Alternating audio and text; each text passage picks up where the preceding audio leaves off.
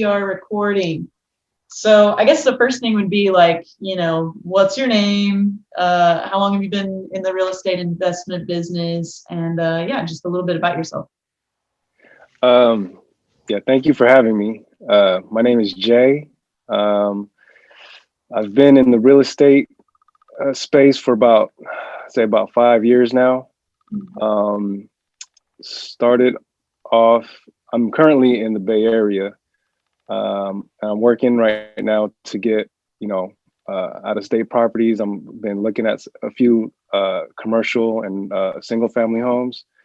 So typically I'm a buy and hold investor. So that's my strategy. That's what I've been going for. A little bit of appreciation with cash flow, but I'm looking for the long term play. Yeah, definitely. So Yeah. tell me a little bit about your first deal. If you've got numbers handy, that's always fun too. But like, where was it located? How much did you buy it for? How much was the rehab? All that fun stuff. Yeah. So my first one was in San Francisco, C-class neighborhood. Um, Basically, it was a combination. I did a few things. I did a live and flip Okay. and, Yeah.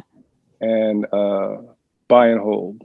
So I got the house was in pretty bad shape in a C-class area, but I'm from San Francisco, so I know I'm pretty comfortable with the areas. I know what's terrible, what's not so bad, Right. and I felt comfortable in the area where I was at. So I got it.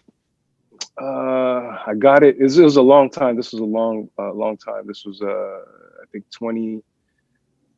I got the house in 2010 for 576, I think at Hmm. that time. Okay. Um, and this is where everything started to begin for me. Was this a Didn't single really family? single family. Do you know Uh, about how much the square footage was, just so I can have a general idea? yeah, it's 11. It was 11. So a little over 1,000 square feet. Yeah, it was like Okay. 1100 square feet. Yeah, Okay. living Great. space. Yeah. Uh, So yeah, so it was needed a lot of work. Um, and then basically I stayed there, let the appreciation build, so refinance. when you say you stayed there, were you like living in like a portion of the house while you're renovating, or that sounds like really chaotic. How was that? The so I did it in bits and pieces. Yeah. So the first, and like I said, this was like the very beginning Hmm. of me trying to Yeah. figure out what was Tell me the happening. nitty gritty. Yeah. Yeah. So I got there. I didn't know what I was doing. Um, I just knew that I wanted to, you know, own property and potentially, like, this is how small my thinking was, like refinance cash out so I can have some cash, not knowing like the importance of reinvest. Didn't really Okay, know hold the on difference just 1 between second. assets versus liabilities. Oh, there we go. Sorry, you froze for just a little bit. So I heard refinance, and then it just kind of went. Bloop. Yeah, no, so I was saying, yeah, I didn't, at the time I wasn't thinking like long term. I was like, okay, well, I know if I live here, it'll appreciate. I can take cash out, refinance cash out, and I could do something with that money, and didn't really have a plan. So what I would do is I would cash out, uh, redo the bathroom, renovate the bathroom, cash out, change all the windows, you know, cash out, do the kitchen, paint the house, cement the yard, and it was like small steps. And then I started getting into like reading and audiobooks and educating myself. And, I wasn't content with my position, my circumstances, and I wanted more. So I was like, okay, let me get into these books. Let me start educating myself. And then from there, I basically started, I turned it into a multi-unit. So I Okay. used my money, renovated it. And then I got some people in. It was a 2-story. So I completely renovated the bottom, the unfinished basement. Hmm. Um, well, a portion of it was unfinished. The rest was, walls up, but it's just walls you could take down. Um, so Was the I did, basement originally included in the 1,100 square feet, or was that unfinished space not included in that? it wasn't included. Okay, great. So Yeah. yeah, it's kind of, by stroke of luck, Yeah, there you go. uh, Yeah. so I did that, and then um, I got some tenants in. So I had to learn everything really fast, like how to screen tenants, what to look for, what's my criteria. Hmm. Um, and then I started reaching out to some of my colleagues. What should I look for? And then I kind of figured out what I felt comfortable with, and then I went in and kind of started marketing the place, got some tenants in, and then poof, I was house hacking. Yeah, yeah, definitely. So congrats, first of all. And Yeah, yeah. so let's talk a little bit more about numbers. So you said that you were doing like little projects and then you'd cash out. Do you mean you were getting multiple loans, or you just would like renovate something and then take a while to like do some more? And did you do just one cash out refinance on the first deal? No, I did two. Oh, okay, gotcha. I So did two. how Yeah, far so I did two. apart So were those? How far apart were those? Like how, like, so you bought the place with all cash, or did you buy the place with an initial loan? it was an initial loan. What were the terms on that initial one? I think I saw you're a veteran too. So did you get the VA financing? Yeah. Cool. Yeah. No, no, no, not for this. No. Well, so so how this one worked out was I was in the military, and then I came back from the military, and this was my family's house where we grew up. Okay. So from there, I basically I assumed the loan and I put a down payment on it. Okay. Um, How much was your down payment? so the down payment was a big chunk. It was yeah, it was a nice big chunk. It was 250, Oh, you did but it was 250,000 of 576,000, I think. So it's like almost half of the, that's like a 50% down payment. yeah, Oh, wow. yeah, well, yes. So I did that. I did that to help my family out. Okay. So Yeah, it that's was cool. Yeah. Yeah. I'm just yeah. curious because it helps, when people are getting started trying to figure out like, how do I make this work? So you did Right. $250,000 down, assumed the loan. What was the interest Yeah. rate, if you remember? What was the interest rate? Because 2010, Yeah. actually pretty good interest rate, probably. Yeah. What was it? Uh-oh, you're frozen. Uh, what was it? Oh, there you go. It was. Can you see? It was like three. It was somewhere around high threes.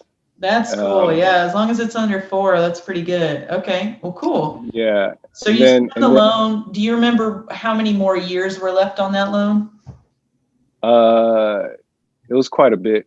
Mm, Um, okay. it wasn't free and clear, so I had Right. to. Yeah. So yeah, so that's how that worked out.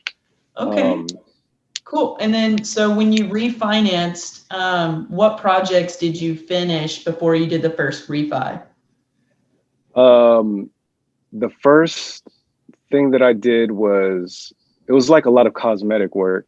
I Mm-hmm. did recessed lighting, Okay. paint. Um, I redid the bathroom. I did redo the bathroom, just complete gut job. Mm-hmm. Um, and then so that was like part one or phase one. And then the second part, I did the kitchen. I did the kitchen, um, and then cement work. Um, and then, so that was pretty much the top. I got the windows done, just the whole top was renovated completely. Okay. Um, and then, my next time, was the bottom, completely did the bottom. So I know it was a very strange, uh, a very strange way of getting in.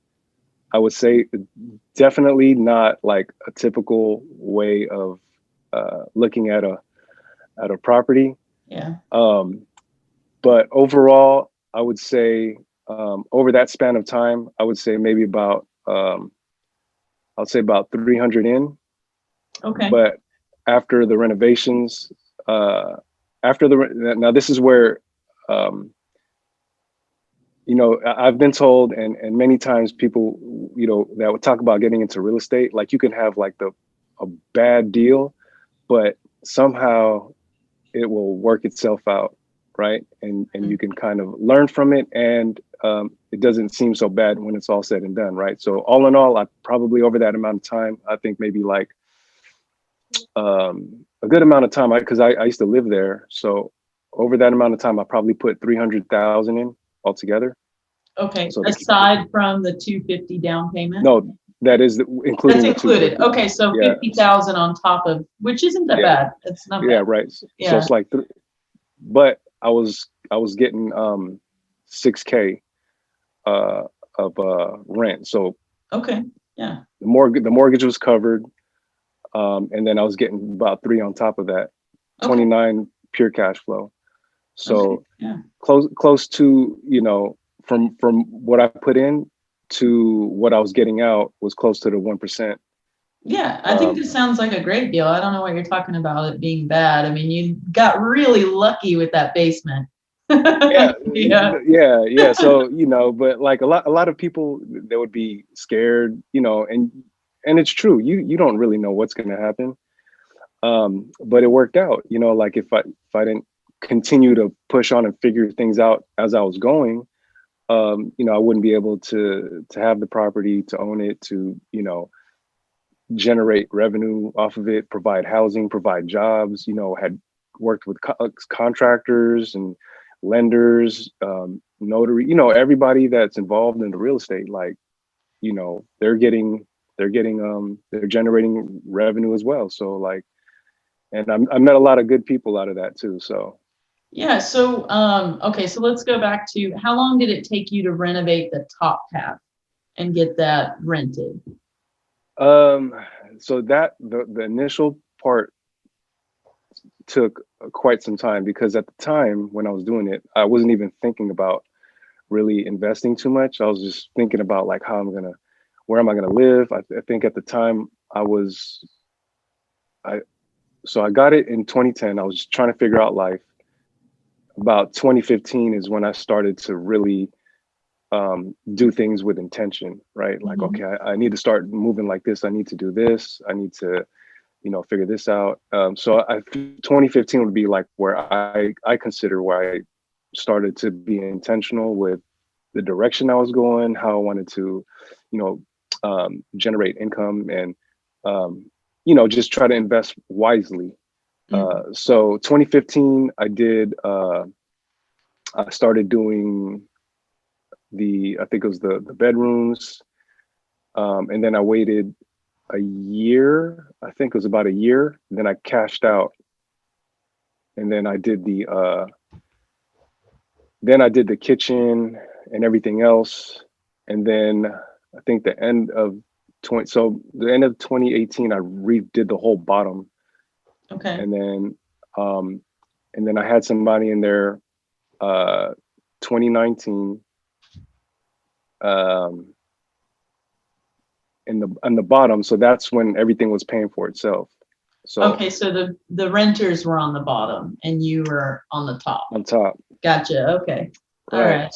So then, so I was on top, and we stayed there for only a couple of months, so we didn't get to enjoy the cash flow like that, or the house hacking. Yeah. But we did we did, you know, we got to enjoy a little bit of it, you know. Right. Um, and then since the top was already done, I just had to do some touch up, Hmm. uh, paint, and that was pretty much it. And then it took me like, because I wanted to find a quality tenant. So it took me a little over a month to get the top renovated. Hmm. But I had some really good tenants. They're great. They're great people. Um, and yeah, so it's been so far so good with that property. It's been doing me well. Yeah, Um, yeah, it's, that's great. appreciating, pretty nice. Yeah, so when you did your first cash out, you had the top renovated. What did it appraise for at that time? Um, so when I had it at 576, when I got the top done, it increased by 100,000. Wow, that's perfect. Yeah. And you Yeah, only put in 50,000, so that's pretty great return. Okay. yeah, yeah. Yeah. Great. Um, so it was good. It was good. Um, and then yeah, so you know, it worked out great. Yeah, and then you said you did a second refi. What did it appraise for at that last one? The last one, it appraised for nine. I think it was 930 or nine. It was Wow, either 930 excellent. or 950. Yeah, Yeah, that's awesome. Congrats. yeah, Yeah. yeah. Bay The Area always amazes me. yeah, the Yeah, appreciation is crazy. It's you yeah. know, it's hard to get in, and just because you know everything that it costs. But yeah, Uh-oh, lost you. uh, Coming back a little bit, but I you're was in a still frozen. Okay, there you are. my okay, yeah, yeah. So yeah, so I mean, and now I'm taking my because it's so expensive out here. You know, I've been trying to work the other markets. Like I'm interested in Nashville. Mhm, I have some connects in San Antonio. mhm. Uh, so yeah, my money will go a lot further out there. It's this Yeah, really tough market. It's like you know, and you know, a lot of people that invest in expensive markets have you know a small portfolio um, most of the time, but will have big appreciation. Um, mhm. you know, versus like you know smaller markets, lower cost um, to you know enter into the market. Um, so there's like a trade-off there, but you know, I think there's always a strategy for whatever the circumstances is. Yeah, absolutely. I definitely play both games, but I prefer high cash flow markets, emerging markets, and then appreciation is just like the icing on the cake. But Yeah, that's just the type of investor that I am. It's, everyone's, yeah, you know, yeah, different, but that works for my, 20-year plan. yeah, So, for yeah, but sure. anyway, all right. So, yeah, I know we kind of talked about like how you got into your first deal, but like, why did you decide to like even take on the first thing? Like, what made you want to do that? Um, not being content, wanting more. Ah, you're Uh, frozen. Okay. If you'll trying to figure, you know, like I wasn't oh, content. I hold on. knew. Okay, you're Am I back. there? Will you rephrase that last Okay. question just because it cut up? Yeah. Oh yeah, no problem. Sorry about that. No, it's Yeah. not you. It's just the internet, it's whatever. It happens. Okay. I think there's a few things that really sped up my process, but one of them being I was having a you know I was having a kid, so I was like, okay, well, you know, I got to figure something out because I don't want to live paycheck to paycheck. I don't want, you know, I want a different outcome for myself and my family. And then two, I lost my mother to cancer, and that just kind of hit me like you know, it just made me realize my own mortality. Um, you know, when she was on her way out, I was there. I was actually the last one with her when she decided to pass. You know, but I just realized like there were so many things that she wanted to do that she never got to do. And this is how, everything's going to come to an end. And, and what that revealed to me was that eventually I'm going to be there. So do I want to, you know, I want to live how I want to live, and I want to do the things that I want to do. I want to chase after the goals I want to chase after. And it's more of a risk if I don't do it, Absolutely. versus, Yeah. yeah. So those were some of the things right there that just kind of kickstarted, you know, me in diving in and just, Right. trying to make a better life. Yeah, that's really interesting that you bring up, kind of our own mortality. That's not something that, most people think about, but you're right. I mean, we only have so many years, like if we're Hmm. lucky, and Right. may as well enjoy it. Um, Right. which, I'm working on myself, the life work balance, because I come from like just being a workaholic, and so Yeah. now I'm finally, I just quit my W-2 job last year in 2020, and I've Congrats. been doing my own business and like working for, a broker here in the Bay as well. So I've got like, my full-time stuff, but also working for a broker.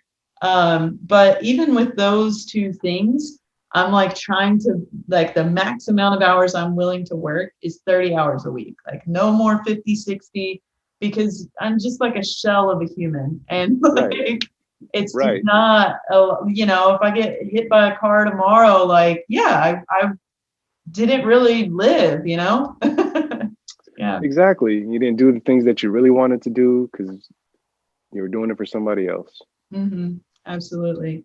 Yeah, Yeah. that's Well, great. that's great. Yeah. Thank you for sharing that with me, and being vulnerable, because I think that's really powerful. It's a really powerful story.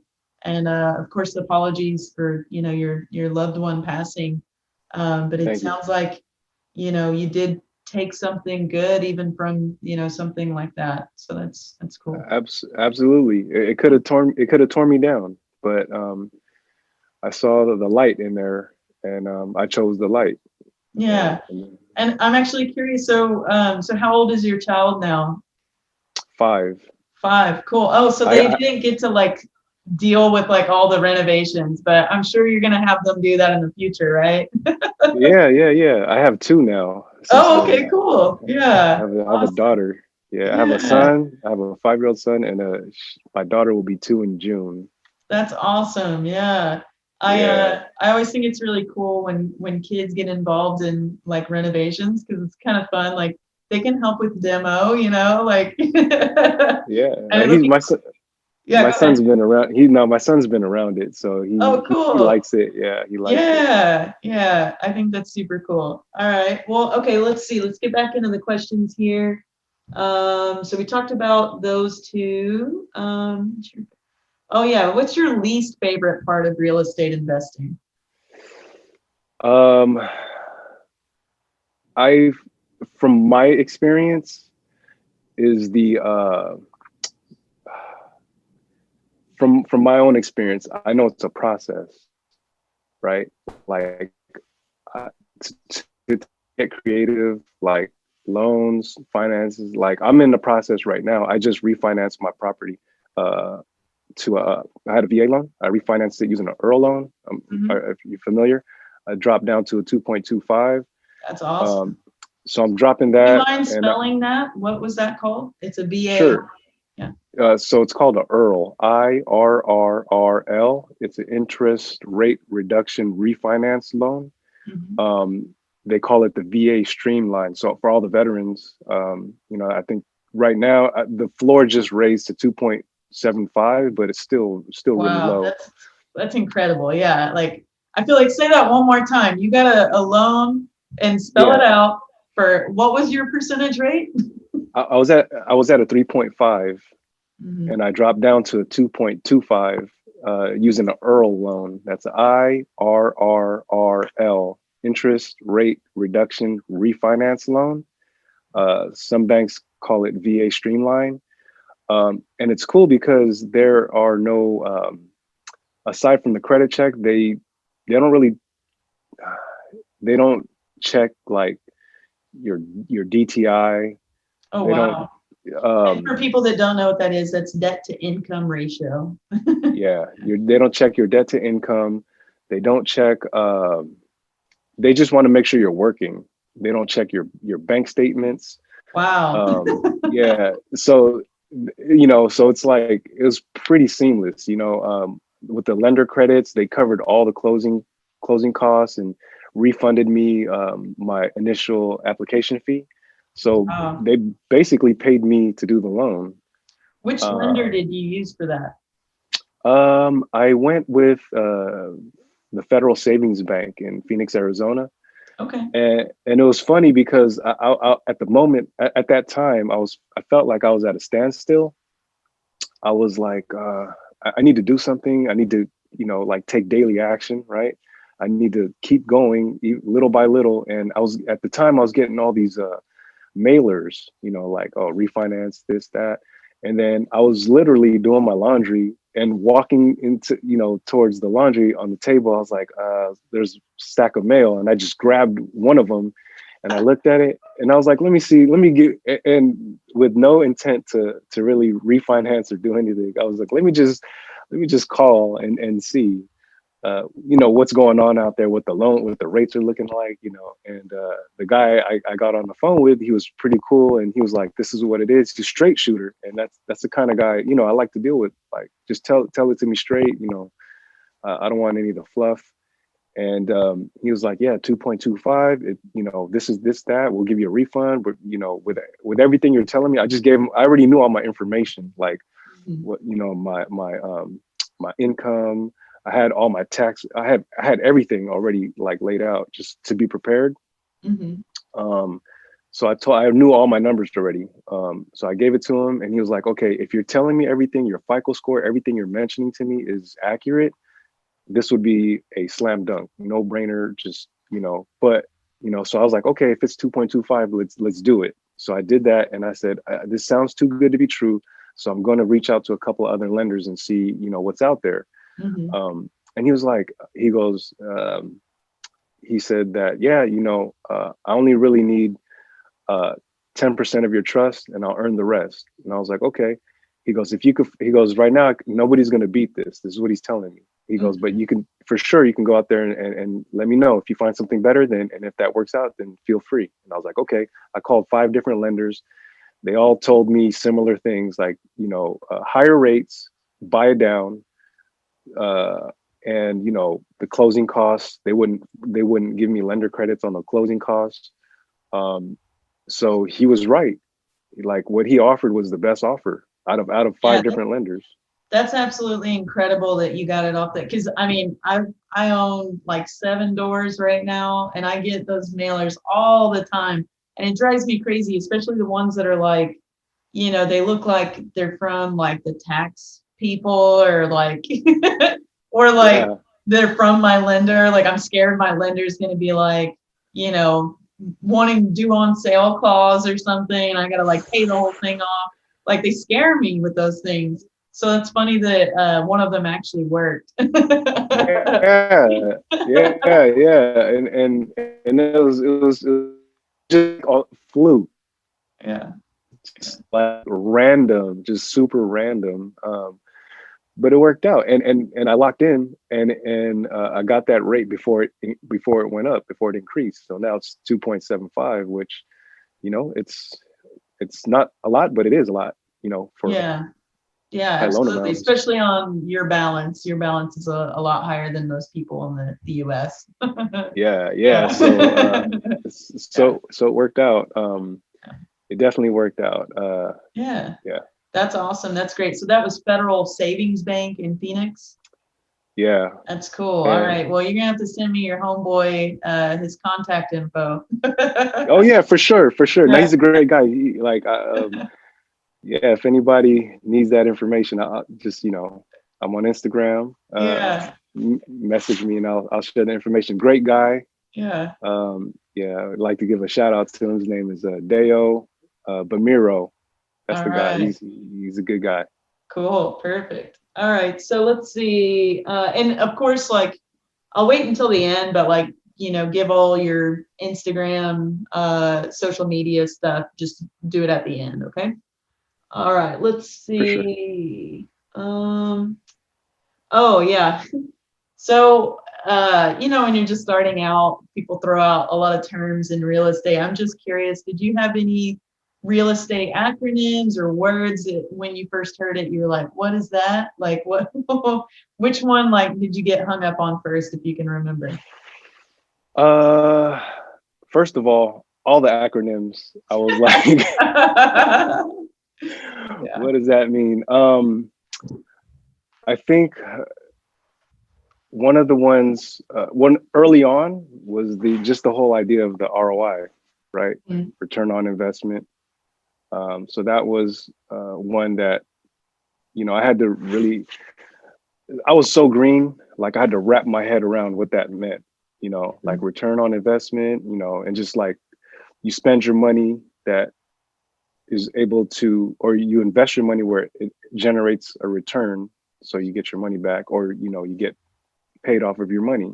And just, I learned that actually, it really settled in when I got through the Rich Dad Poor Dad book. Mm-hmm. That's what really kind of gave me my baseline. Mm-hmm. Yeah, Yeah. absolutely. Well, that's So great. return on That's a investment. that's a Yeah. good one. My first one that I was like, huh, was cap rate, because like Bay Area That, people are all about cap rates, and I'd never heard of it, being the girl from Arkansas. Like, and I yeah. remember Yeah. someone like, oh, they were like, well, what's your cap rate? And I like had to Google it. I was like, okay, that's what a cap rate is. And I already, I was meticulous about all my numbers. So then I started going through my deals, and I'm like, oh, okay, well, I'm like 10%, 11%. And they're like, what? I didn't even know what it was like 5 minutes before. Yeah. but That was another one. That was another one. The cap rate yeah. was another one. Yeah. Yeah. All right. Well, cool. Let's see what else we got. Let's go with, yeah, what's your favorite part of real estate investing? I would say being creative. I like, in particular, fixers, Mm-hmm. because you can get them at a lower price point, renovate it how you want it to look, or like to your taste, or whatever you feel makes sense, Mm-hmm. and then force the appreciation. So you're getting it at a discount, so to speak, Mm-hmm. and then you're increasing the value. So just being creative, just kind of like looking at what you can create, how you can lay it out, um, what kind of floors, just the overall look. So I like that aspect of it. And then Yeah. you kind of see like um, you kind of see the before and after, right? Like what it looked like, and then what you kind of created. And Mhm. I think that the creative aspect of it is what I like. One Yeah, of the that's things. cool. That's a good point. It's funny because my grandmother is an artist, and she does like Mm. pastels and paint.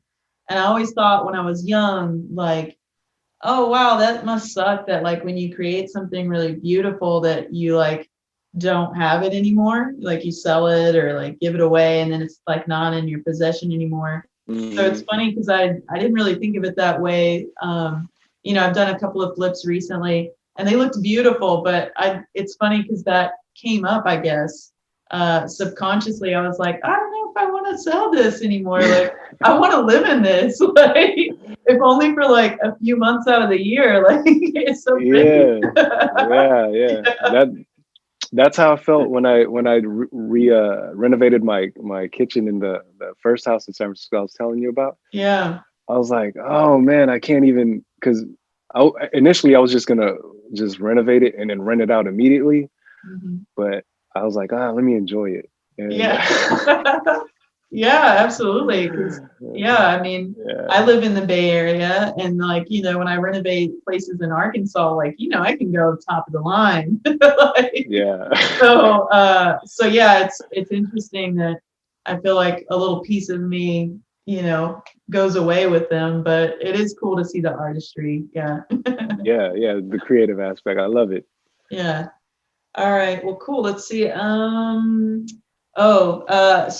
Me personally, I've dealt with a lot of COVID stuff for my flips. Like everything's on back order.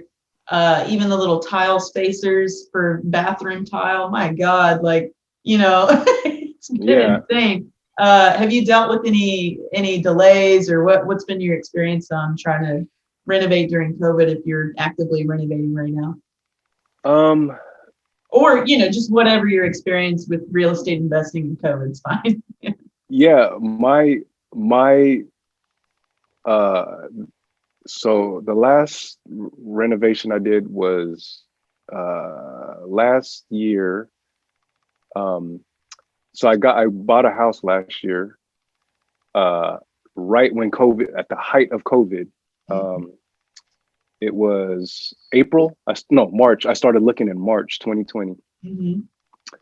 and this COVID hype, and I was like, perfect. I'm jumping in because like Warren Buffett says, right? The Yeah. saying, when people are scared, be greedy. When people are being greedy, be scared. So I was like, okay, now everybody's scared. So Mhm. it was perfect because like I think the competition was just gone, Yeah. for a short window, and that's when I jumped in. The hard part, that or like a challenge or one of the hurdles that I experienced during that time was seeing property, because everybody was scared. Like, oh, I don't know if, and the realtors didn't even know if they should be showing properties. They didn't. There was no like guidelines on what to follow. So everything was, it was tricky. But we got through that part, and then I got a off market, but finding a contractor, that Mm. was challenging. Well, we have a contractor that we work with frequently, but I think everything was on standstill for a period of time. And then for construction workers, for contractors, I'm pretty sure there was a lot of work still going on, like, because people have to eat. But like the good contractors that I've worked with in the past, they were all like, they weren't doing any work. They were trying to figure out what was happening. Um, and then once they were allowed to go back to work, they were just bombarded. It must have been like, everybody trying to catch up. So one of my challenges was trying to schedule something as soon as possible. I I got a house last June, and the contracting team that I work with, they were already reallocated and dispersed to other jobs. So fortunately, I had a guy reassemble a new team, just pull resources and start beginning to work slowly. So the renovation took quite some time, but we got through it. So I How think long that did was a your challenge. renovation take, and how much was the renovation? The renovation started, I think it started 2 or 3 weeks after I closed. So June closed. So like close to July is when I think the last week of June. The renovation ended in like 3 months. Hmm. The reason he was running a skeleton crew, and he was working weekends only for like the first month, and I Hmm. was completely okay with that. Um, but yeah, we got it done, and it worked out. So it worked out. We increased the value by 100K. Um, so with 60K in, and got 100K in equity. Great. So Yeah. yeah, so it worked out. Very nice. Is this another San Francisco one, or where is this located? This is in South San Francisco. South San Francisco. Okay, cool. Yeah, All yeah. right. Let's see. What would you say to an aspiring real estate investor that's just starting out? Um, Good question. I would say educate yourself as much as possible while you're trying to figure out what it is you want to do. Um, don't be stagnant. Like if you don't know what you want to do, what I did was listen to Bigger Pockets. I started picking up books, audiobooks. And like when I was driving to and from work, I would just plug in and just get all the information. network. I think, just reach out to people, talk to people. And that, I think that's all part of like the educational phase, right? So talking to people and learning from them will help you figure out what strategy would work for you, and what direction to go in. And you're going to make mistakes, but if you don't make mistakes, you won't learn. Yeah, definitely. Absolutely agree with that. Any books you'd recommend or websites, forums, Yeah. So one book that really, I'll mention another book aside from Rich Dad Poor Dad. If you're getting started, I would recommend that one. That's just part of like a mindset shift that like really opened me up to just getting the whole concept of investing, returns, assets, and liabilities. I think that one was really important. Another one that was like life-changing for me was Atomic Habits. I don't know if you've read that one. Yep, I have. We're actually about to offer it for free on our Instagram, so that's perfect. Yeah, so I definitely would recommend that one. That one helped me understand like if you have a goal, as long as you work even just a little bit at a time towards that goal, you'll have a good chance of having that, or having a better impact or a positive impact versus just looking at it and saying, oh, that's too much, or I can't get there, or never getting started, So small increments, as long as you keep consistent, just keep doing something towards that goal. And that's what that book was for me. It just helped me realize, like, even if it's just a little step forward, I'll eventually get there, but I have to just keep going. Right. And it's always interesting when you do make smaller incremental goals. It's almost like, well, if I got that done, now I'm kind of on a roll. Like I also, whenever when I'm doing something difficult, like writing an ebook, I find that very difficult. I will set a timer for like 20 minutes, and I'm like, okay, I'm just gonna like write anything that comes to my mind for 20 minutes. That's it. And like, then I can take a break, go watch Star Wars or whatever cartoon I'm thinking about, and then come back and do it again. Like just something, just a little bit at a time, as long as you're like, chipping away at it. Yeah, absolutely agree. Yeah, definitely. And a lot of times what I find happen is that now that I've set the timer and I'm working on it, I'll go past the timer. So it's just like a matter of like sitting down and starting. Yeah. Yeah.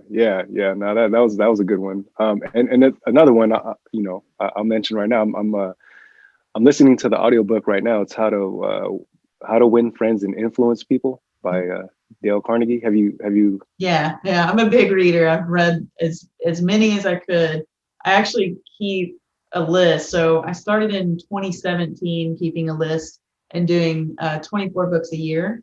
And so I've got 2018, 2019, 2020, and now we're on 2021. So I've got, and my list of to read just keeps getting larger. So we'll see what happens. But yeah. I think I got maybe like 8 books in this year. That's great. We're only in March. It's perfect. Yeah, you see, I'll tell you. Yeah, let me see. 1, 2, 3, 4, 5, 6, 7, 8. Yep. That's awesome. Yeah. Mine, I'm actually reading the 80-20 principle right now, which I feel like I should have done it a while ago, but it's mind blowing. Yeah. Yeah, I gotta get that one too. I've heard that the name of that book several times. So it's fantastic so far. Yeah. Okay. Make note of that one. Yeah. All right. Well, cool. So that's all I've got. If you wanted to, will you please tell me like how can people get a hold of you? And also email that to me. Like I know your Instagram handle, but please email it anyway because I'm going to forward it to Joan so she can put it on all this stuff. So yeah. Okay. Yeah. Sure. J.invests that's at Instagram. So that's where I'm most active with this. I am also on Clubhouse. I don't know if you have Clubhouse. I don't know what Clubhouse is. What is that? It's another social media app. It's you know what? maybe I'll try to connect you. We will talk offline on that. There you go. But All right. but it's another social media app where you could really network, really learn. This is what another thing I would recommend to some people that are new to investing or thinking about getting into investing is join a clubhouse, or if you know somebody on Clubhouse, you have to get invited to join. But there's a wealth of information. Like you have direct access with like Grant Cardone, Kevin Hart, Oh, if you wow. like, Tiffany Haddish, if you're exploring in the entertainment space. There's a lot of people on there, and you can, if you basically jump into a room, it's like there's rooms. They have like real estate investing room. You jump Wow, into the that's cool. room, and you Yeah. can kind of raise your hand, and if the moderators bring you up, you can fire off a question. I'm new to real estate investing. I live in this market. I have X amount of money or I have no money. What should I do? What do you guys recommend? And everybody would just, all the experienced people would give their input, their feedback, and share their knowledge. And I think that's another great way to get started.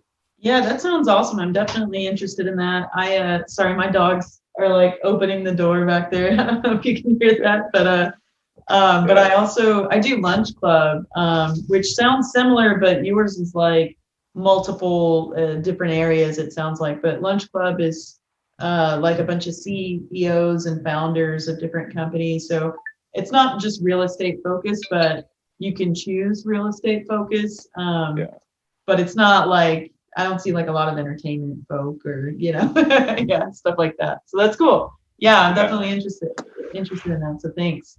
Yeah, but that's all I got. Did you want to add anything else? No, just thank you for reaching out. It was great connecting with you. And hopefully I am able to provide some type of insight or value, to your audience. Yeah, absolutely. Yeah. Yeah. Oh, that's great. So maybe we can do this again sometime down the line, and